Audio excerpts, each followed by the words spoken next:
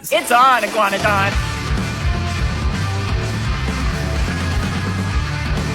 But wherever the dinosaurs go to help, meteors follow. Apparently, a species of giant meteor evolved to be their equal opposite, their ideological nemesis. As these reptiles evolved to higher and higher levels of loving vegan godhood, another life form devolved into an equally selfless, hate-filled species of barely sentient rocks. They hurtle through space and do as much damage as they can to their chosen enemy, which is guess who? It's a force of absolute death and destruction versus an equal and opposite force of creation and creativity. The more good the dinosaurs do and the more successful they are, the more meteors are born to destroy their progress. And here's the thing. If this is indeed a rule of the universe, enough so that it's happened several times to the dinosaurs, this then also applies to Rick. After all, he and the space dinos already see themselves as equals. From one god being to another, you're welcome. So it would follow that Rick also has himself an equal and opposite force. A force that's been evolving alongside Rick in the opposite direction. Whoa, you found me!